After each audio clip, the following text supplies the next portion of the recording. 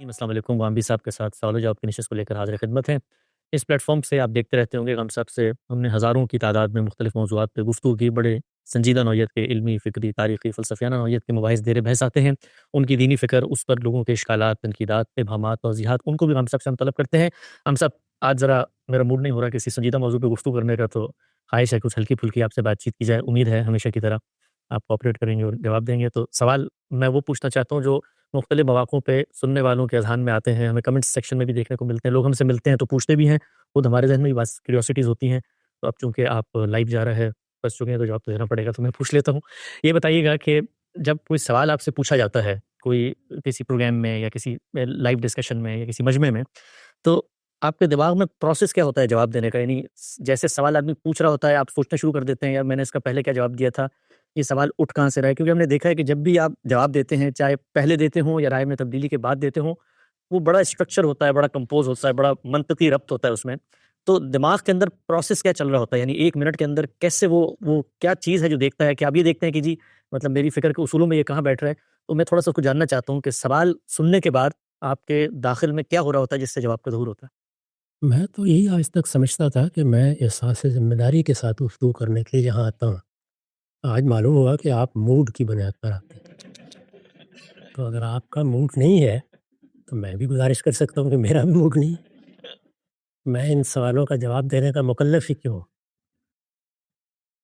دیکھیے، انسان کسی بھی علم میں جب داخل ہوتا ہے تو طالب علمی کے زمانے میں چیزیں ایک ایک کر کے واضح ہوتی ہیں۔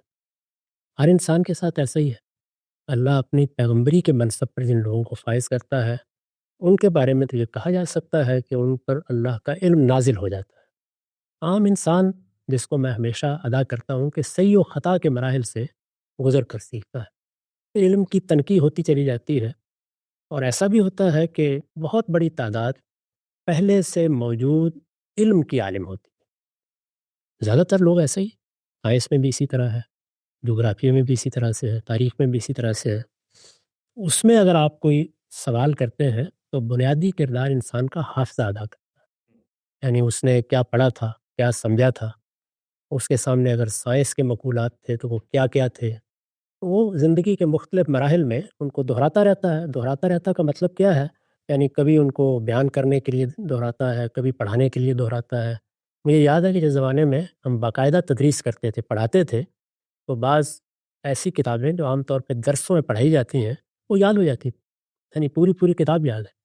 زمخشری کی مفصل میں نے ایک سے زیادہ مرتبہ پڑھائی، یا اسی طرح سے سبع معلقات ایک سے زیادہ مرتبہ پڑھائے تو یاد ہو گئے ہوئے، یہ ہو جاتا ہے۔ تو یہاں کیا ہے؟ وہاں بنیادی طور پر حافظہ یہ کردار ادا کرتا ہے۔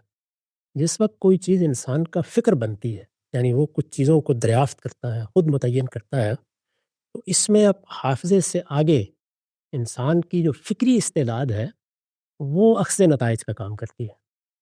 ہمارے مولانا اس کو یوں ادا کیا کرتے تھے کہ عمر کے ساتھ ظاہر ہے وہ 92-93 سال کی عمر تک جیتے رہے، فرمایا کرتے کہ عمر کے ساتھ چیزیں تو اب فراموش ہو گئی ہیں بہت سی، لیکن فکر نہیں فراموش ہوتا۔ واہ! تو فکر، یعنی فکر کیا چیز ہے؟ وہ معلومات نہیں ہے، اس میں آپ نے خود کان کنی کی ہوتی ہے، خود چیزوں کے اندر اتر کر انہیں تلاش کیا ہوتا ہے، ان کو متعین کرنے کے لیے بعض اوقات گھنٹوں، بعض اوقات دنوں، بعض اوقات مہینوں، بلکہ برسوں غور کیا ہوتا ہے۔ اس کے نتیجے میں وہ چیزیں اپنی اپنی جگہ پر بیٹھ چکی ہوتی ہیں، اور اس پورے نظام فکر میں وہ کہاں ہیں، بالکل ایسی مناسبت ان سے ہو جاتی ہے جیسی آپ کسی گھر میں روزانہ داخل ہوں تو آپ کو اس کے ساتھ ہو جاتی ہے۔ ایک ایک چیز کے بارے میں آپ جانتے ہیں۔ کبھی تجربہ ہوا ہوگا کہ اگر رات کے وقت روشنی نہ بھی ہو تو آپ اپنے گھر میں مناسب طریقے سے ہر جگہ پہنچ جاتے ہیں، چیز لے لیتے ہیں، اٹھا لیتے ہیں۔ میرے خیال میں اپنے فکر کے بارے میں بھی ایسے ہی ہوتا ہے، اس میں کوئی جواب سوچنے کی ضرورت نہیں ہوتی اگر وہ فکر سے متعلق ہے۔ البتہ یہ ہے کہ معلوماتی نوعیت کا اگر کوئی سوال ہے تو اس میں بعض اوقات دیکھنا بھی پڑ جاتا ہے، اور ایسا بھی ہوتا ہے کہ ذرا سوچنا بھی پڑ جاتا ہے، کیونکہ وہ چیزیں حافظے سے متعلق ہوتی ہیں۔ عمر کے ساتھ حافظے پر اثر بھی پڑتا ہے، اس میں غلطی بھی ہو جاتی ہے۔ فکر تو انسان کی شخصیت کا خمیر بن چکا ہوتا ہے۔ اس لیے اس میں یہ دقت نہیں ہوتی کبھی۔ ایک واضح ہوا نقطہ۔ اچھا ہم سب یہ بتائیے گا کہ ایسا ہر انسان کے ساتھ دنیا میں ہوتا ہے، ظاہری بات ہے انسان ہے، اس کی کچھ محدودات ہیں، علم کی بھی، اسی طریقے سے غور و فکر، تدبر و تعقل میں بھی کمی کوتاہی رہ جاتی ہے۔ یہ تو ہو نہیں سکتا کہ ہر بڑا مفکر عالم ہر سوال کا جواب دے سکے۔ پوچھنا میں آپ سے چاہتا ہوں کہ ظاہری بات ہے ایسے سوالات کبھی نہ کبھی سال 2 سال 10 سال میں آپ کے سامنے آ جاتے ہوں گے، جو سننے کے بعد فوراً دماغ کہتا ہوگا کہ یار اس پر تو مثلاً ابھی اس طریقے سے غور ہی نہیں کیا، یا یہ ہے تو فکری نوعیت کا سوال لیکن اب تک زیر بحث نہیں آیا یا تفقع نہیں ہوا، اس پہ ٹھہر کے اس کا جواب تلاش نہیں کیا۔ تو اس موقع پہ جو بڑا کوئی عالم ہوتا ہے، ظاہری بات ہے اس کا ایک پبلک پرسیپشن ہوتا ہے، تو دماغ اس وقت کیا کہتا ہے کہ مثلاً اس موقع پہ کوئی جواب، کیونکہ علم تو ہوتا ہے کہیں نہ کہیں سے بن سکتا ہے تو جواب تو دیا جا سکتا ہے، تو اس موقع پہ کیا یہ خدشہ ذہن میں آتا ہے کہ اگر میں نے اس کا مثال کے طور پہ جواب نہیں دیا تو لوگ کہیں گے کہ بھئی یہ تو اس کو تو یہ بھی نہیں پتا، تو کچھ نہ کچھ کبھی دماغ کیا کہتا ہے، کوئی جواب دے دیا جائے، یا آپ کو یہ ہوتا ہے کہ بھئی اس معاملے میں کہہ دوں کہ بھئی مجھے نہیں پتا اس بارے نہیں کرنا چاہیے اور یہی ذمہ داری بھی ہے۔ اگر کوئی چیز آپ پر واضح نہیں ہے تو آپ اس کا جواب کیسے دیں گے؟ آپ کو بارہ خود تجربہ ہوتا ہوگا میرے ساتھ، آپ پوچھتے ہیں بعض موقعوں پر کہ فلاں چیز، تو میں یہ کہہ دیتا ہوں کہ اس کو کبھی میں نے موضوع تحقیق نہیں بنایا۔ سے؟ جی، ابھی میراث کے بارے میں آپ ایک ہفتہ پہلے مجھ سے پوچھ رہے تھے فلاں فلاں معاملات میں کیا ہوگا، تو میں نے کہا میں نے کبھی اس پر تحقیق نہیں کی، جو عام فقہا کی رائے ہے وہ مجھے بھی معلوم ہے، آپ بھی دیکھ لیں اور لوگوں کو بتا دیں۔ بہت سی چیزیں ایسی ہیں جن میں اسی طرح معذرت کرنا پڑتی ہے، اس لیے کہ علم تو ایک سمندر ہے، اس میں آپ یہ دعویٰ کیسے کر سکتے ہیں کہ ہر چیز آپ کے علم میں ہے؟ تو ایک چیز کسی معاملے میں آپ کا فکر ہے، جیسے میں نے عرض کیا، وہ تو وجود پذیر نہیں ہوتا جب تک اس کا جز جز ایک دوسرے کے ساتھ بیٹھ نہیں جاتا، لیکن معلومات کی نوعیت کی چیزوں میں تو بارہا غلطی بھی ہو جاتی ہے، اور یہ نہیں کہ وہ کوئی دانستہ ہوتی ہے، آپ کو خیال ہوتا ہے کہ یہ بات ایسے ہے لیکن وہ بات اس طرح نہیں ہوتی۔ اس کی مثالیں موجود ہیں، خود میں نے بارہا معذرت کی ہے کہ یہ چیز صحیح نہیں تھی جو بیان ہو گئی، لوگ اس کی تصحیح کر لیں، لیکن چونکہ یہ روزمرہ کا کام ہوتا ہے تو ایسا نہیں کہ آپ ڈاکٹر کے پاس جاتے ہیں تو ہر تیسرے دن کینسر کی جگہ آپ کو وہ جگر کی خرابی کی دعا دے دیتا ہے۔ جی۔ کبھی کبھار ہو جاتی ہے غلطی انسان سے۔ اچھا یہ بتائیے ہم سب، ظاہری بات ہے 40-50 سال کی محنت ہے اور اس محنت میں آپ نے ایک فکر کو ڈیولپ کیا، رات دن لگائے، زندگی کا ایک طرح سے اوڑھنا بچھونا وہ بن گیا۔ آپ جس پریسیجن سے اس کو بیان کرتے ہیں، 20-25 سال لگے ایک 800 صفحے کی کتاب لکھنے میں، اس کے ایک پیراگراف میں بسا اوقات مہینے لگ جاتے تھے۔ اب ہر صاحب علم ہے اس کے ارد گرد کچھ نہ کچھ جو ہیں شاگرد، کچھ تلامذہ، وہ بھی نشو و نما پروان چڑھ رہے ہوتے ہیں، تو یہ تو نہیں ہو سکتا کہ معاشرے میں وہ ایلین بن کے رہیں، وہ بھی آپ کی فکر کو کہیں نہ کہیں ریپرزینٹ کر رہے ہوتے ہیں، تو آپ بھی ظاہری بات ہے ان کو سنتے ہوں گے کہیں نہ کہیں، تو ایک بڑا عالم جو ہے وہ یہ سن کے اس کے اندر کیا کیفیت گزرتی ہے کہ بھئی یہ چیز تو میں نے اتنی پریسیجن، اتنی محنت سے اس کو یہاں پہنچا کر بیان کیا تھا، یہ جو ہے مثال کے طور پہ یہ بھی آیا ہے اور اس نے آ کے میری نسبت سے، ظاہری بات ہے اب جب یہ بات کرے گا تو لوگ مجھ پہ تنقید کریں گے، تو اس خدشے کو آپ کیسے دور کرتے ہیں؟ کیونکہ میں نے یہ دیکھا کہ غامدی صاحب نے کبھی کسی کو روکا نہیں، کبھی کسی کو سجیشن بھی نہیں دی کہ آپ میرا موقف بیان نہ کریں، جب کبھی محسوس ہوا تو اپنی رائے اپنے پلیٹ فارم، تو یہ ایک خدشے کی بات ہوتی ہے، اس کو کیسے آپ نے گوارا کیا کہ بھئی میرے ہی تلامذہ میری ہی فکر اس طریقے سے بیان کرنے کی صلاحیت نہیں رکھتے پھر بھی بیان کر رہے ہیں؟ دیکھیے یہ فکر ان لوگوں کو لاحق ہوتی ہے جو کوئی اپنا خاص فرقہ بنانا چاہتے ہیں، یا ان کی یہ خواہش ہوتی ہے کہ ایک مکتب فکر کے یہ لوگ ہیں اور ان کو وہی بات کہنی چاہیے۔ میں نے کبھی ایسی نہ خواہش کی نہ اس کی کبھی کوشش کی۔ آزاد لوگ ہیں، ان کو اللہ تعالیٰ نے آزاد پیدا کیا ہے، وہ میرے تلامذہ ہیں، مجھ سے انہوں نے کچھ سیکھا ہے، پڑھا ہے، جب مجھ سے بات کرتے ہیں تو میں اس کی تصحیح بھی کرتا ہوں، توجہ بھی دلاتا ہوں، لیکن اگر ایسا نہ ہو تو میں یہ سمجھتا ہوں کہ اللہ تعالیٰ نے ان کو صلاحیت دی ہے، آج اگر ایک بات ٹھیک طرح نہیں سمجھے کل سمجھ جائیں گے۔ ہمارے ہاں تو کبھی یہ نہیں ہوا کہ اداروں میں کام کرنے والے لوگوں کو بھی یہ کہا گیا ہو کہ آپ فلاں چیز کو اس طرح بیان نہیں کر سکتے یا اس طرح بیان نہیں کر سکتے۔ بہت سے لوگ ہیں میرے تلامذہ میں سے، انہوں نے مجھ پر تنقیدیں لکھی ہیں، وہ میرے اپنے ہی رسالوں میں شائع شدہ موجود ہے۔ میں جب خود ان رسالوں کی ادارت کرتا تھا اس وقت بھی شائع ہوئی ہیں، اب بھی شائع ہوتی ہیں، کہ آپ کو معلوم ہے کہ بہت سے میرے تلامذہ ہیں جو بعض بڑی بنیادی چیزوں کے بارے میں مجھ سے اختلاف رکھتے ہیں، بڑے صاحب علم لوگ ہیں، میں ان کی بڑی عزت کرتا ہوں، مثلاً ڈاکٹر ساجد حمید صاحب ہیں، طالب محسن صاحب ہیں، یہ وہ بزرگ اساتذہ ہیں جو مجھ سے بعض چیزوں میں اختلاف رکھتے ہیں، زاویہ نظر کا اختلاف ہے، چیزوں کو دیکھنے کا، وہ پڑھاتے بھی ہیں، تعلیم بھی دیتے ہیں، اپنا اختلاف بیان بھی کرتے ہیں، تو کوئی فرق نہیں پڑتا، لوگ سیکھیں سمجھیں۔ اگر کسی آدمی کو کوئی تردد پیدا ہوگا وہ زندہ ہے، پوچھ لیں گے، جواب دے دیں گے، وضاحت کر دیں گے۔ دنیا سے چلے گئے تو جس طرح کوئی آدمی اختلاف کر رہا ہے اسی طرح اتفاق کرنے والے صاحب علم بھی ہوں گے، وہ اس کی وضاحت کر دیں گے، تو اس میں تردد کیوں؟ یہ تو اس وقت ہے کہ جب آدمی اپنا کوئی جتھا بنانا چاہتا ہو، وہ پھر فلاں کو بھی کہے گا، فلاں کو بھی کہے گا۔ علم کی دنیا میں ان چیزوں کی کوئی حیثیت نہیں ہوتی، یہاں آپ آزادی اور حریت کی فضا میں رہیں، اپنی آراء قائم کریں، اپنا نقطہ نظر اختیار کریں، جو چیز آپ نے پوچھنی ہے پوچھیں، جس کو آپ بیان کرنا چاہتے ہیں کریں۔ کسی کے ساتھ تعلق ہوگا تو کبھی توجہ دلا دیں گے کہ فلاں چیز کو ذرا پڑھ کر بیان کیجیے، یا سوچ کر بیان کیجیے، یا سمجھ کر بیان کیجیے، یا اسی طریقے سے اگر کسی نے کوئی رائے قائم کی ہے اس پر کوئی تبصرہ بھی ہو جائے گا۔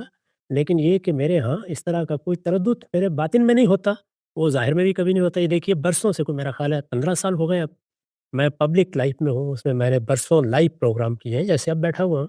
آپ بتا دیں کسی شخص کو میں نے کبھی کہا ہو کہ فلاں سوال پوچھنا ہے، فلاں نہیں پوچھنا، اس کا جو جی چاہتا ہے پوچھے گا، اگر وہ پوچھے گا مجھے معلوم ہوگا جواب دے دوں گا، نہیں معلوم ہوگا معذرت کر دوں گا۔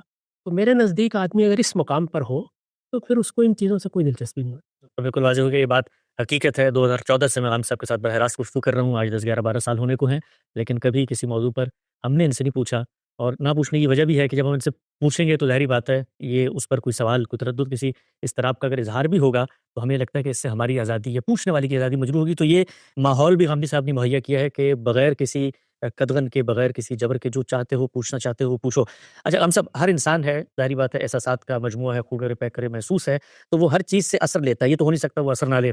یہ تو ٹھیک ہے، آپ کے بارے میں سب کہتے ہیں اپنے پر آئے کہ بھئی غامدی صاحب کو جذبات پہ، غصے پہ، رد عمل پہ بڑا کنٹرول ہے، اظہار نہیں ہوتا الفاظ میں یا مثال کے طور پر رویے میں، لیکن دل میں تو آدمی ہرٹ ہوتا ہے، آدمی کو ایک غصے کی لہر آتی ہے، یا آدمی کو تردد پیدا ہوتا ہے ہر انسان کی طبیعت میں۔ پوچھنا میں آپ سے چاہتا ہوں، یہ آج کل آن لائن اب چونکہ بہت مٹیریل آتا ہے، روزانہ تنقیدات بھی ہو رہی ہیں اس وقت، سینکڑوں کی تعداد میں علماء اپنے ویلاگز اور ویڈیوز بنا کے دیکھتے ہیں، یا آپ بھی کبھی نہ کبھی کچھ نہ کچھ دیکھ لیتے ہوں گے۔ کون سی چیز ہرٹ کرتی ہے، دکھ دیتی ہے؟ یہ جو دین کے مختلف تلامذہ یا مختلف مکاتب فکر اپنا اپنا نقطہ نظر بیان کر رہے ہیں، وہ سن کے دل پہ ایک تھوڑا سا، جس کو کہتے ہیں نا کانٹا چبھتا ہے اور پھر آگے بڑھ جاتا ہے، وہ کیا چیزیں ہیں جو آپ کو تھوڑا سا ہرٹ کرتی ہیں؟ جب میں یہ محسوس کرتا ہوں کہ یہ شخص مجھ پر نقد کر رہا ہے، لیکن نقد کرتے وقت اپنے اخلاقی وجود کو برباد کر رہا ہے، یہ چیز تکلیف کا باعث ہے۔ اللہ اچھا۔ یعنی وہ بھی میرا محبوب ہے، اس لیے کہ وہ انسان ہے، اس امت کا ایک فرد ہے، نوجوان ہے، عالم ہے، یہ سب لوگ بڑی نعمت ہوتے ہیں، اثاثہ ہوتے ہیں۔ اس طرح کے لوگ اگر میدان میں آئے ہیں تو ان کے اخلاقی وجود کو بہت محکم رہنا چاہیے۔ ایک انسان آپ کی نیت پر حملہ آور ہو جاتا ہے، وہ آپ پر الزام لگا دیتا ہے، آپ کے محرکات طے کرنے کی کوشش کرتا ہے، آپ کی بات کو بگاڑ کے پیش کرتا ہے، اس میں مجھے کیا نقصان ہونا ہے؟ میں اپنی بات کہہ دوں گا، کسی نے سیکھنی ہے سیکھ لے گا، سمجھنی ہے سمجھ لے گا، لیکن خود اس شخص کی اپنی شخصیت بہت مجروح ہوتی ہے۔ اسے یہ احساس نہیں ہوتا کہ جب وہ تنقید میں یہ طریقہ اختیار کرتا ہے تو اصل میں تاریخ کو کوئی اچھی چیز سپرد نہیں کرتا جو اس کی یادگار بنے، وہ تاریخ کے کوڑے دان کی نظر ہو جانی ہے۔ تاریخ میں صرف آرکائیو نہیں ہوتا، کوڑے دان بھی ہوتا ہے۔ تو یہ کسی شخص کی بڑی بدقسمتی ہے کہ اس کی تحریریں، اس کی تنقیدیں، اس کی اس طرح کی چیزیں اس کوڑے دان کی نظر ہو کر رہ جائے۔ مجھے چونکہ وہ محبوب ہے تو اس لحاظ سے تکلیف ہوتی ہے کہ کاش یہ تنقید ضرور کرتا لیکن اپنے اخلاق کی وجود کو قائم رکھتا۔ تنقید کے بارے میں بارہا عرض کر چکا ہوں کہ صحیح تنقید کیسے ہوتی ہے، انسان دوسرے کا موقف بالکل ٹھیک طرح سے متعین کرے، اگر اس میں ادنیٰ درجے میں کوئی تضاد یا کوئی تناقض محسوس ہوتا ہے تو سمجھنے کی کوشش کرے کہ صحیح موقف کیا ہے۔ اگر کوئی شخص زندہ ہے اور کوئی تردد ہے تو اس سے رابطہ کر کے سمجھے، پوچھے اس سے کیا بات کہی ہے تم نے۔ جب آپ دوسرے کا موقف درست بیان کر دیتے ہیں تو پھر تنقید بھی صحیح ہوتی ہے۔ پھر یہ کہ تنقید تو اگر علم ہے تو علم پہ ہونی چاہیے، عمل ہے تو عمل پہ ہونی چاہیے، نیت، محرکات، انسان کے باطن میں اتر کر آپ اس کے بارے میں طے کر رہے ہوتے ہیں کہ یہاں تو اصل میں یہ مقصد ہے اور وہ مقصد ہے۔ مجھے نہیں معلوم کہ اس طرح کے لوگ قیامت میں پروردگار کو کیا جواب دیں گے، اس میں مجھے تکلیف ہوتی ہے، اور وہ اس شخص کے حوالے سے ہوتی ہے۔ جہاں تک میرا اپنا تعلق ہے، میں یہ سمجھتا ہوں کہ میں نے ایک بات کہہ دی ہے، اس کو میں نے صحیح دلائل کے ساتھ بیان کر دیا ہے، کوئی دلیل سامنے آئے گی ہر وقت نظر ثانی کے لیے حاضر ہوں، اگر ایسا نہیں ہے کوئی فرق نہیں پڑتا، تنقیدیں ہوتی رہتی ہیں۔ دنیا میں کون سی چیز ہے جس کے بارے میں سب لوگ متفق ہو جاتے ہیں؟ علم کی دنیا میں ایسا کبھی نہیں ہوتا۔ بڑی سے بڑی چیزوں کو بھی آپ دیکھیں کہ وہ معرض تنقید میں رہتی ہیں، سائنس کی دنیا میں جا کر دیکھ لیں، فلسفے کی دنیا میں جا کر دیکھ لیں، ایک کے بعد دوسرا شخص پیدا ہوتا رہتا ہے اور وہ چیزوں کی غلطیوں کو متعین کرتا رہتا ہے۔ تو تنقید تو آگے بڑھنے کا ذریعہ ہے، اس سے علم پیدا ہوتا ہے۔ میں تنقید کرنے والے کو اپنا محسن سمجھتا ہوں، وہ جب اپنے اخلاقی وجود کی توہین کرتا ہے، میرے نزدیک یہ اپنے اخلاقی وجود کی اہانت ہے، یہ چیز البتہ تکلیف کا باعث بنتی ہے۔ بات بالکل واضح ہوئی، بڑی اہم بات ہے، بڑی سیکھنے کے اس میں سبق ہے۔ اچھا ہم سب یہ بتائیے گا کہ ظاہری بات ہے آپ نے زیرو سے کام شروع کیا، پیچھے کوئی اس طرح کی عصبیت نہیں تھی، کوئی خانوادے نہیں تھے، کوئی مدارس نہیں تھے، کوئی اپنا جس کو آپ کہتے ہیں کوئی مذہبی شاخلہ نہیں تھا، ایک فری لانسر کی طرح مختلف علماء سے پڑھ کر آپ نے شروع کیا، جماعت اسلامی کا حصہ رہے، لیکن اس سے چھوڑنے کے بعد خود سے اپنی دنیا خود بنائی ہے، جو کچھ ہے 30 40 سال میں۔ اب ظاہری بات ہے دنیا تو بن گئی ہے، سننے والے بھی ہزاروں نہیں لاکھوں کی تعداد میں ہے دنیا میں، جہاں ہم سفر کرتے ہیں، جانے والے بھی ملتے ہیں، پذیرائی بھی کرتے ہیں، لیکن آپ کو بطور شخصیت یہ چیز کبھی کبھی ایز اے انسان اثر انداز کرتی ہوگی نا کہ یار جب اتنے لوگ سن رہے ہیں تو میں کسی ایسے موضوع پر بات نہ کروں، یا کسی ایسے موضوع پر بات ایسے نہ کروں کہ جس سے میرے چاہنے والوں کی جو فیلنگز ہیں یا ان کے جو تصورات ہیں وہ ہرٹ اور نتیجتاً وہ مجھ سے ہی برگشتہ ہو جائیں اور میری خلاف ہو جائیں۔ تو ہم نے دیکھا کہ رجم کی بحث ہو، مثال کے طور پہ حدود آرڈیننس کی بحث ہو، توہین رسالت کی بحث ہو، اس کے بعد پاکستان کے اندر جو بڑے موضوعات زیر بحث آتے ہیں دینی فکری پس منظر میں، آپ سے جب بھی ہم نے سوال کیا ہے تو آپ نے اس کا جواب بھی دیا اور کبھی ہمیں روکا بھی نہیں کہ اس موضوع پہ سوال نہ کرو تو بہتر ہے۔ پوچھنا میں آپ سے چاہتا ہوں کہ یہ بطور انسان ہر انسان کو محسوس ہوتا ہوگا یار کچھ لوگ مجھے سن رہے ہیں، اگر میں کروں گا تو ہو سکتا ہے کچھ کچھ تردد ہو، لوگ چھوڑ کے چلے جائیں، تو یہ کبھی آپ کا دماغ سوچتا ہے کہ اس موضوع پہ بات نہیں کرنی چاہیے مجھے؟ دیکھیے میں جن موضوعات پر خود بات کرتا ہوں ان کو میں نے متعین کیا ہوا ہے۔ میں نے پچھلے دنوں بتایا بھی بعض لوگوں کو دین اپنی حقیقت میں کیا ہے، دین کے مشغولات کیا ہیں، اس کے محتویات کیا ہیں، ان کو میں دین کی ترتیب سے پیش ضرور کروں گا لیکن بے کم و کاس پیش کروں گا۔ پہلے دن سے میں نے اپنے رب سے عہد کیا ہوا ہے کہ مجھے جس طرح وہ دین ہے اسی طرح پیش کرنا ہے۔ جب میں کسی چیز کی غلطی پر متنبع ہو جاؤں گا تو ضرور رجوع کروں گا، لیکن جو کچھ اس وقت میرے نزدیک حق ہے وہ مجھے بتانا ہے۔ دین میں اپنی طرف سے کسی چیز کو مقدم مؤخر نہیں کر سکتا۔ مجھے تو اس پورے دین کو بیان کرنا ہے، اس کو ترتیب کے ساتھ لوگوں کے سامنے رکھنا ہے، اس کا حسن نمایاں کرنا ہے، لیکن حکمت کے ساتھ اپنی بات کہنی ہے۔ حکمت کا تعلق اس سے نہیں ہے کہ آپ کسی چیز کو بیان نہ کریں یا کسی چیز کو چھپا لیں۔ یعنی وہ تو رسالت مآب صلی اللہ علیہ وسلم نے فرمایا ہے کہ اگر کوئی حق تمہیں معلوم ہے اور تم نے اس کو لوگوں تک نہیں پہنچایا اور تمہارے اندر یہ صلاحیت تھی کہ اس کو لوگوں تک پہنچاؤ، تو قیامت میں آگ کی لگام تمہارے منہ میں ڈال دی جائے گی۔ ایک بندہ مومن یا تو اس راہ کو اختیار نہیں کرے گا، اختیار کرے گا تو اس کی پہلی ذمہ داری یہی ہے کہ دیکھیے کہ خود رسالت مآب کو کیا کہا ہے کہ یہ ہم نے اپنا پیغام تمہارے حوالے کر دیا ہے، یہ رسالات اللہ ہے، یعنی اللہ کے پیغامات ہیں۔ اگر آپ نے ادنا درجے میں ان کو پہنچانے میں کوتاہی کی فما بلغت رسالتہ، تو جب کوئی عالم بھی یا دین کا طالب علم بھی اللہ کا دین بیان کرتا ہے تو پہلی ذمہ داری تو یہ ہے کہ نہ اس میں کسی چیز کو چھپایا جا سکتا ہے، نہ کسی چیز کو اپنی مرضی سے مقدم مؤخر کیا جا سکتا ہے۔ جو تقدیم تاخیر دین نے طے کی ہے وہ ضرور ملحوظ رکھنی چاہیے اور بات حکمت کے ساتھ کہنی چاہیے۔ وہ حکمت کے ساتھ بات کہنی ہے، اس کی خود اللہ تعالیٰ نے ہدایت کر دی، ادعو الی سبیل ربک بالحکمہ، یعنی یہ میرا راستہ ہے، تیرے پروردگار کی راہ ہے، اس کی طرف لوگوں کو حکمت کے ساتھ بلاؤ۔ حکمت کا مطلب لوگ یہ سمجھ لیتے ہیں کہ اس میں تقدیم و تاخیر کا حق بھی ان کو حاصل ہو گیا ہے۔ نہیں، بات کب کہنی ہے، کس طرح کہنی ہے، کیا اسلوب اختیار کرنا ہے، اس کو لوگوں تک پہنچانے میں کن چیزوں کا لحاظ رکھنا ہے، یہ حکمت ہے۔ دانائی کی بات کرنی ہے، لیکن یہ کہ کسی چیز کو آپ چھپا لیں، کسی چیز کو بیان کرنے سے انکار کر دیں، جب موقع آ جائے گا، جب وقت آ جائے گا تو اس کی شہادت دینا یہ ذمہ داری ہے۔ مجھے یاد ہے کہ ہمارے ہاں پاکستان میں جب توہین رسالت کے باب کی بحث شروع ہوئی تو میرے بعض تلامذہ نے، اور وہ مجھ سے بڑی محبت کرتے تھے، مجھے توجہ دلائی کہ کیا یہ ضروری تھا کہ اس موضوع پر بھی رائے دی جائے۔ تو میں نے اس وقت انہیں جواب دیا تھا، وہ آپ کو بھی سنا دیتا ہوں۔ میں نے ان سے یہ کہا تھا کہ دیکھیے اس وقت لوگ یہ بیان کر رہے ہیں کہ رسول اللہ نے اپنی اہانت کرنے والوں کے لیے موت کی سزا مقرر کی، اس کو وہ اسلام کی یا محمد الرسول اللہ کی مقرر کردہ سزا کے طور پر بیان کر رہے ہیں۔ میرے نزدیک یہ بات سراسر غلط ہے۔ رسول اللہ صلی اللہ علیہ وسلم نے ایسی کوئی سزا کبھی بیان نہیں کی۔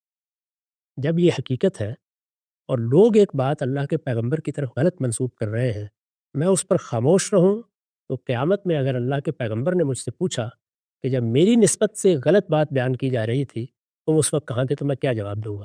وہ جواب آپ مجھے بتا دیں تو میں خاموشی اختیار کر لیتا۔ تو نازک سے نازک مراحل میں بھی میں نے کوشش کی کہ میں اللہ کے پیغمبر نے جو بات اس کے بارے میں کہی ہے، جس طرح کہی ہے، اس کو لوگوں تک پہنچا دوں۔ تو اس کا تعلق تو دین کے کانٹینٹ سے ہے۔ اس کے بعد دوسری بڑی چیز کیا ہے؟ مسلمانوں کے مسائل، یعنی میرے اولین مخاطب کون ہے؟ مسلمان۔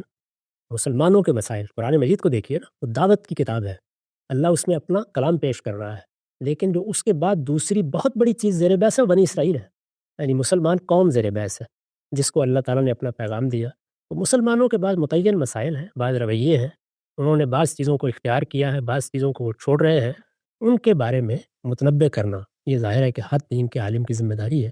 اگر آپ پیچھے نگاہ ڈال کے دیکھیں تو امام غزالی ہیں، شاہ ولی اللہ ہیں، مولانا سعید ابراہیم صاحب مودودی ہیں، جن پر بھی آپ نگاہ ڈالیں گے وہ اپنے زمانے میں ان سب چیزوں کو موضوع بنا رہے ہیں اور یہ بتا رہے ہیں کہ یہاں یہ رویے صحیح ہیں، یہاں یہ رویے غلط ہیں۔ یعنی جب آپ سورہ بقرہ پڑھتے ہیں، جب آل عمران پڑھتے ہیں، جب نساء پڑھتے ہیں، تو اس میں دونوں چیزیں ایک دوسرے کے ساتھ ملی ہوئی زیر بحث ہے۔ دین کیا ہے اور مسلمانوں نے یعنی بنی اسرائیل نے اس سے متعلق کیا رویے اختیار کیے، دونوں چیزیں زیر بحث آتی ہیں۔ ان میں وہی صورتحال ہے کہ آپ کیا کر سکتے ہیں جو چیزیں آپ کے موضوع سے متعلق ہیں ان کو آپ ہر حال میں بیان کریں گے، ان کو آپ سلیقے کے ساتھ لوگوں کے سامنے رکھیں گے، محبت کے ساتھ توجہ دلائیں گے، نصح و خیر خواہی کے جذبے کے ساتھ انہیں متربع کریں گے۔ میرا خیال ہے کہ میں نے ہمیشہ اس کا لحاظ رکھا ہے، لیکن لوگ ناراض ہو جائیں گے، اس کی پرواہ نہیں کرنی چاہیے۔ لوگوں کا اس سے کیا تعلق ہے؟ مجھے تو مسلمانوں کے معاملات کے بارے میں اپنی جوانی کے زمانے میں اس حادثے سابقہ پیش آیا جب بھٹو صاحب کے خلاف تحریک چل رہی تو 1977 کی بات، 77۔ آپ دیکھیں میری 51 کی پیدائش، یہ بالکل عنفوان شباب کا زمانہ ہے۔ تو میں نے لوگوں کو توجہ دلائی اپنے درس کے بعد کہ جو آپ لوگ اتنے زیادہ ان لوگوں پہ اعتماد کر کے باہر نکلے ہوئے ہیں اور ایک تحریک برپا کیے ہوئے ہیں، میرے خیال کے مطابق ایک بے معنی تحریک ہے، اس کا کوئی نتیجہ نہیں نکلنا۔ آپ کو بعد میں افسوس ہوگا، یہ لوگ جس وقت کامیابی کے قریب ہوں گے، ایک دوسرے سے لڑ رہے ہوں گے، اس طرح کے اتحادوں کے ذریعے سے کبھی کوئی ایسا نتیجہ نہیں نکلا تاریخ میں۔ تو اس کا میں نے تجزیہ کر دیا۔ تو یہ کوئی 15-20 منٹ لگے درس قرآن میں، یہ جان محمد حضوری کی مسجد کا واقعہ جہاں میں درس قرآن دیا کرتا تھا۔ تو لوگ 15 منٹ کے عرصے کے دوران میں کوئی 150 پونے 200 لوگ بیٹھے ہوئے تھے، اٹھنا شروع ہوئے، ایک اٹھا دوسرا اٹھا، آخر میں 2 ہی تھے جب میں تقریر ختم کر رہا تھا۔ تو مجھے کوئی تردد نہیں ہوا، میں نے قرآن مجید اٹھایا اور کر آگے۔ تو اس سے کیا فرق پڑتا؟ جس نے بات سننی ہے سنے، جس نے نہیں سننی نہیں سنے۔ میں تو ان کو سنانے کے لیے مکلف ہوں، اس سے زیادہ میری کوئی ذمہ داری نہیں ہے۔ وہ مانتے ہیں نہیں مانتے، اس سے کوئی فرق نہیں پڑتا۔ مجھے اپنی بات کہنی ہے، اور اس بات کو کہنے کے لیے یہ ہے کہ انہی موضوعات کو لینا ہے جو میری ذمہ داری کے موضوعات ہیں۔ جو میری ذمہ داری کے موضوعات نہیں ہیں، وہ ظاہر ہے کوئی فلسفے کا موضوع ہو سکتا ہے، کوئی تاریخ کا موضوع ہو سکتا ہے، ان کے بارے میں ظاہر ہے کہ ان چیزوں کا بھی آدمی لحاظ کرتا ہے کہ خواہ مخواہ اس پر گفتگو کرنے کی کیا ضرورت ہے۔ لیکن جو میرے دائرے کے موضوعات ہیں ان کو میں اپنی اخلاق کی ذمہ داری سمجھتا ہوں، ان کو ہر حال میں بیان کروں گا۔ ٹھیک۔ اچھا ہم سب یہ بتائیے گا، آپ جب اپنے آپ سے کبھی کبھی بیٹھ کے سوال کرتے ہوں گے کہ بھئی یہ آپ کی فکر ہے جو آپ نے مثال کے طور پر وجود پذیر کی، آپ کو کیا لگتا ہے کہ جو آپ کو اس وقت پذیرائی ہمیں نظر آتی ہے، تھوڑی بہت کہیں جائے تو کوئی 1000-2000 آدمی بھی جمع ہو جائیں گے، ملنے کی بھی خواہش ہوگی، لوگ رابطہ بھی دن میں 100-200-250 لوگ رابطہ کر رہے ہوتے ہیں، کوئی تو ایک تاثر بنتا ہے کہ یار یہ شاید قوم مجھے پسند کر رہی ہے، پسند کچھ نہ کچھ فکر کی پذیرائی ہو رہی ہے۔ آپ کو جینوئن اگر مجھے بتائیے گا بغیر کسی تردد کے، آپ کو لگتا ہے کہ پاکستانی قوم نے جو پیکیج آپ اس کو دینا چاہتے تھے، ایک پورا کا پورا فکر، وہ پیکیج قوم کا کوئی ایک سیگمنٹ، کوئی ایک حصہ، کوئی مثال کے طور پہ 10-20 لاکھ لوگ اس کو اس 50 سال میں ایکسیپٹ کرنے کی جگہ پر آئے ہیں؟ مجھے وہ واضح ہے کہ آپ کا یہ کنسرن نہیں ہے، لیکن جو پذیرائی کر بھی رہے ہوتے ہیں، ہم نے دیکھا کہ کوئی چھوٹا سا ان کو کسی موضوع پر اختلاف ہوتا ہے تو وہ پھر اچک کے دوسرے کیمپ پہ چلے جاتے ہیں۔ تو آپ کو لگتا ہے جو قوم کو آپ دینا چاہتے تھے، قوم میں کچھ اس کی اپریسیشن ہے، یا یہ قوم ابھی آپ کے افکار کے لیے تیار نہیں؟ میرا خیال ہے کہ ابھی بہت وقت لگے گا۔ میں نے کبھی ایسی توقعات بھی وابستہ نہیں کی۔ ایک نیا فکر، اس کے کچھ مقدمات ہوتے ہیں، اس کے کچھ نتائج ہوتے ہیں۔ ابھی آپ نے دیکھا ہوگا کہ مولانا عمار خان ناصر نے اس پورے فکر کے بنیادی مقدمات کو 5 نکات میں بیان کیا ہے لوگوں کو توجہ دلانے کے لیے۔ ان میں سے ایک ایک چیز ہے جس کو اس کے اندر اتر کر جب تک آدمی سمجھ نہیں لیتا، اس وقت تک اس کو کیوں اختیار کرے گا؟ یہ جو آپ کو پذیرائی محسوس ہوتی ہے، یہ کوئی گہرائی کے ساتھ اعماق میں اتر کر اس فکر کو اختیار کر لینے کی پذیرائی نہیں ہے۔ اس میں ہوتا یہ ہے کہ کوئی چیز آپ کے لیے ذہنی تردد کا باعث تھی، وہ دور ہو گئی، آپ تحسین کر دیتے ہیں۔ کسی چیز کے بارے میں آپ محسوس کرتے تھے کہ یہ تو کوئی نہ سمجھنے والی بات ہے، وہ سمجھ میں آ گئی، چلیے آپ نے تحسین کر دی۔ لیکن کوئی فکر جس وقت آپ کی دل و دماغ کا حصہ بنتا ہے، وہ ایک علمی عمل ہے جو لازماً ہوتا ہے۔ میں جب کبھی نگاہ ڈالتا ہوں تو 10-20 سے زیادہ لوگ مجھے نہیں نظر آتے، تو اتنے لوگوں کے ساتھ میرا نہیں خیال کہ پذیرائی کا لفظ بولنا چاہیے۔ نقطہ بالکل واضح ہو گیا۔ آخری بات ہم سب، آپ کو علمی طور پر سننے والے لوگوں کی بھی اس وقت ایک تعداد ہے، دینی مدارس کے فضلاء بھی ہیں، نئے نوجوان بھی ہیں۔ اس وقت ہم نے دیکھا ہے کہ ایک میڈیا کی طاقت ان کو مل رہی ہے، اظہار کے بے پایاں مواقع ہیں، اس میں ظاہری بات ہے عزت بھی ہوتی ہے، شہرت بھی ہوتی ہے، پذیرائی بھی ہوتی ہے، افکار کی ترسیل بھی ہوتی ہے۔ کوئی ایک نصیحت کی بات جو آپ کو لگتا ہو، کیونکہ ایکسپوجر ایک دم سے مل جاتا ہے، جس شخص کے پاس جو کچھ ہے وہ دنیا تک پھیلانے کے لیے کسی کا مکلف نہیں رہا۔ ایسے لوگ ظاہری بات ہے بڑی تعداد میں آ رہے ہیں، فکر کو پھیلانے اور دعوت کا بھی ایک جذبہ رکھتے ہیں۔ وہ کیا چیز ہے جو آپ کو لگتا ہے کہ ان کو اپنانی چاہیے؟ کیونکہ اس وقت ایکسپوجر ہے معلومات کا، ہر کوئی بٹن دباتا ہے، ویلاگ بنا کے یوٹیوب پہ چینل بنا کے شروع ہو جاتا ہے۔ کیا کرنا چاہیے علمی لوگوں کو؟ میرے نزدیک 2 ہی چیزیں ہیں، اپنے اخلاقی وجود کی حفاظت۔ اخلاقی وجود کی حفاظت نہیں کی انسان نے تو وہ بڑی سے بڑی چیز کو بھی اپنے لیے زحمت بنا لیتا ہے۔ میں نے پچھلے دنوں بھی عرض کیا تھا، مولانا روم نے بڑی صحیح بات کہی ہے کہ علم را برتن زنی مارے بہت۔ یہ علم ہے، آپ اس کو اگر اس کی صحیح جگہ پر نہیں رکھتے تو یہ سانپ بن جاتا ہے۔ اور علم را بن دل زنی جارے بہت، اگر اس کا ربط آپ کے دل سے، دماغ سے، آپ کی روح کے اعماق سے ہو گیا ہے تو پھر وہ آپ کے لیے دوست بن جاتا ہے، شناسہ بنتا ہے۔ اپنے اخلاقی وجود کی حفاظت کرنی چاہیے ہر اس شخص کو جو دنیا سے کوئی بات کہنا چاہتا ہے۔ اخلاقی وجود کی حفاظت آسان نہیں ہوتی، میں نے بارہا بیان کیا ہے کہ اللہ پیغمبروں کے لیے بھی جب انتخاب کرتے ہیں تو صرف یہ چیز دیکھتے ہیں سب سے پہلے، باقی کیا دیکھتے ہیں مجھے معلوم نہیں ہے، لیکن اس کا تو انہوں نے ذکر کر دیا ہے قرآن میں کہ وہ خیر الناس ہوتے ہیں، یعنی اپنے اخلاقی وجود کے لحاظ سے وہ بہترین لوگ ہوتے ہیں۔ رسالت پاک صلی اللہ علیہ وسلم کو اسی لحاظ سے خدا نے خود پیش بھی کیا ہے، سورہ قلم میں دیکھیے یہی بات کہی ہے اور یہ بتایا ہے کہ ان کا اخلاق تو یہ ہے، ان کا کردار یہ ہے، ان کی سیرت کیا ہے، اور مقابلے میں رکھ کے بتایا ہے کہ قریش کی قیادت کی سیرت کیا ہے، کردار کیا ہے، ان کے لیڈروں اور ان کے زعماء نے کیا رویے اپنا رکھے ہوئے ہیں۔ تو پہلی بنیادی چیز یہ ہے۔ دوسری یہ ہے کہ آپ کو اللہ تعالیٰ نے ایک ظرف دیا ہے۔ میرے جلیل القدر استاد ہمیں کہا کرتے تھے کہ اس ظرف کو بھرنے کی کوشش کریں، یعنی انڈھیلنے کی جلدی نہیں ہونی چاہیے۔ یہ جب کناروں تک بھرے گا تو خود بخود اڑل جائے گا۔ تو ہمارے یہاں ہوتا یہ ہے کہ وہ اسے کہتے ہیں کہ آپ کو ایک ہلدی کی گانٹھ مل گئی اور آپ کہتے ہیں کہ پنساری کی دکان کھول کے مجھے بیٹھنا ہے، تو ذرا اپنے ظرف کو بھرنے میں محنت کریں۔ اس میں 10-20 سال لگتے ہیں۔ جب یہ ظرف بھرے گا، چیزیں سمجھی جائیں گی، اس کے اعماق میں اتر کر جان لی جائیں گی، پھر یہ مؤثر بھی ہوں گی، پھر یہ دلوں میں اتریں گی بھی، اور پھر آپ اس سے بے نیاز ہو جائیں گے کہ کون مانتا ہے کون نہیں مانتا، کون سمجھتا ہے کون نہیں سمجھتا۔ اس کی وجہ یہ ہے کہ علم کی اپنی راہ میں انسان کو جو لذت حاصل ہوتی ہے، اور علم جب خود تشکیل پاتا ہے تو وہ جس طرح انسان کے پورے وجود کا احاطہ کر لیتا ہے، وہ دنیا اتنی خوبصورت دنیا ہے کہ اس کے مقابلے میں ان چیزوں کی اہمیت ختم ہو جاتی ہے۔ چنانچہ یہ شہرت ہے اور یہ لوگوں میں پذیرائی ہے اور اس طرح کی چیزیں ہیں، یہ بے معنی ہو کر رہ جاتی ہیں۔ تو جب تک یہ چیز آپ کے اندر پیدا نہیں ہوتی، اپنے ظرف کو بھرنے کی صحیح کیجیے۔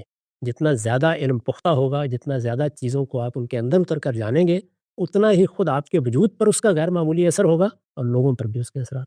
بالکل واضح ہو گیا، کچھ ہلکی پھلکی باتیں کرنی تھیں اور ہم صاحب نے اس ہلکی پھلکی باتوں میں بڑی گہری فکر اسباق دنیا تک پہنچا دی ہیں۔ انشاءاللہ دوبارہ حاضر خدمت ہوں گے، وقت یہاں پہ ختم ہوتا ہے۔ آپ کا بہت شکریہ۔